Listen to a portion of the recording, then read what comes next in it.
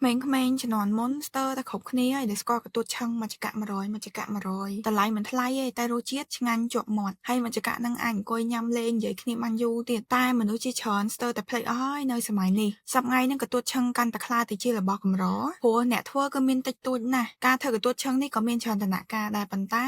តម្លៃនិងប្រាក់ចំណេញដែលពួកគាត់ទទួលបានហ្នឹងគឺតិចតួចបំផុតមិនមែនគ្រាន់តែយកទៅចម្អិនភ្លាមបានញ៉ាំភ្លាមទេតែត្រូវដើរចេញទៅប្រមូលកន្ទួតពីតាមភូមិឆ្ងាយនៅយកមកលាងទឹកឆារងាស់ជាច្រើនម៉ោងទៀតទម្រាំតែបានក្លាយទៅជាកន្ទួតឆឹងដែលផ្អែមឈ្ងុយនេះមានទាំងញើសមានទាំងកម្លាំងតស៊ូការខិតខំធ្វើការទាំងយប់ទាំងថ្ងៃដើម្បីរកប្រាក់តិចតួចនិងចិញ្ចឹមជីវិតខ្ញុំបានមកដល់ផ្ទះកន្លែងអ៊ំស្រីធ្វើកន្ទួតឆឹងមួយកន្លែងនៅខេត្តកពតអ៊ំស្រីប្រកបរបរធ្វើកន្ទួតពីរអ្នកបងប្អូននេះជាយូរឆ្នាំមកហើយគាត់ចែកគ្នារស់យ៉ាងដដចិញ្ចឹមជីវិតរាល់ថ្ងៃជារបរតជំនាន់ពីម្ដាយរបស់គាត់តាំងពីជំនាន់ប៉ុលពតមកម្លេះអ៊ំស្រីតស៊ូខ្លាំងមែនទែនផឹកឡើងមិនទាន់ទេជិះម៉ូតូដើរទិញកន្ទួតទាំងពីរអ្នកបងប្អូនតាមស្រុកតាមភូមិឆ្ងាយដើម្បីយកកន្ទួតមកធ្វើឆឹងលក់ហើយគាត់បេះពីដើមតែខ្លួនឯងហ្មងមិនធម្មតាបេះពីដើមខ្លួនឯងហើយឲ្យលុយម្ចាស់គេទៀតកន្ទួតទិញពីគេ1គីឡូ1000រៀលថ្ងៃខ្លះទិញបានច្រើនថ្ងៃខ្លះទិញបានតិចជួនកាលបាន20គីឡូខ្លះទៀតមាន5គីឡូក៏មានដែរព្រោះដើមកន្ទួតឥឡូវមិនសូវជាសម្បូរទេគេឈូសឆាយអស់ហើយអញ្ចឹងគាត់ត្រូវធ្វើដំណើរពីកន្លែងមួយទៅកន្លែងមួយដើម្បីទិញឲ្យបានច្រើនតាមដែលអាចធ្វើបាន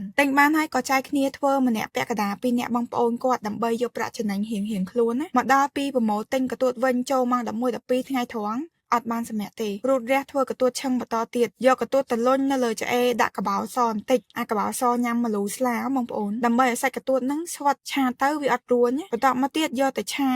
រងាស់តតែរីងទឹកឈ្ងុយស្ករខ្លាំងបានឆ្អិនហើយគាត់ប្រើស្ករសធម្មតានឹងឯងប្រើស្ករសខ្ទង់10គីឡូបើកន្ទួតវិញក៏ចំណាយជាង10គីឡូដែរគ្រាន់តែគ្រឿងផ្សំហ្នឹងក៏អស់លុយចំណេញបាត់ហើយការធ្វើនេះមានចៅគាត់ជួយកម្លាំងខ្លះដែរខ្លះជួយដោតខ្លះជួយខ្ចប់តម្រាំទៅរួចហ្នឹងរហូតទៅដល់ម៉ោង11 12យប់បានសម្រាកហើយដល់ពេលម៉ោង4ភ្លឺគាត់រៀបចំដាក់កេះយកទៅឲ្យម៉ួយរៀបចំហើយម៉ោង7ព្រឹកទៅបេះកន្ទួតតទៀតនិយាយចំទៅបើតម្លៃវិញគឺធូរថ្លៃមកចង្កាក់តែ100រៀលទេមកកំប៉ុងគឺ4000រៀលគាត់មានបោះដុំហើយនឹងលក់រាយបើថាចំណេញគឺធំចំណេញតែ3-40000ទេក្នុងមួយថ្ងៃហ្នឹងអត់ស្មើកម្លាំងដែលគាត់ខំធ្វើផងតែគាត់នៅតែមិនបោះបង់របរមួយនេះជាដាច់ខាតអ៊ំស្រីទាំងពីរក៏គាត់មានកូនដែរប៉ុន្តែកូនគាត់សុទ្ធតែមានប្តីប្រពន្ធអស់ហើយអញ្ចឹងហើយមិនតែខ្លួនគាត់ទេដែលរកស៊ីចិញ្ចឹមជីវិតខ្លួនឯងកូនគាត់ក៏ជួយជាថវិកាដែរតែអ៊ំស្រីនិយាយថាមិនអាចពឹងពាក់តែលុយកូនទាំងស្រុងទេត្រូវរកស៊ីចិញ្ចឹមខ្លួនឯងរាល់ថ្ងៃហើយខ្ញុំក៏បានសួរគាត់ដែរថាអ៊ំមានឈឺឬក៏មានជំងឺប្រចាំកាយអីអត់គាត់ថារាងកាយគាត់មាំមួនល្អគ្មានឈឺអីទេព្រោះគាត់ធ្វើការរាល់ថ្ងៃនេះក៏ដូចជាហាត់ប្រាណដែរនេះហើយជីវិតអ្នកក្រខ្សត់រមួយថ្ងៃហូបមួយថ្ងៃมันអាចមានច្រើនដូចអ្នកដទៃទេវីដេអូមួយនេះខ្ញុំចង់ចែកម្លែកពីរបរធ្វើកន្ទួតហើយក៏ចង់ឲ្យបងប្អូនដឹងថា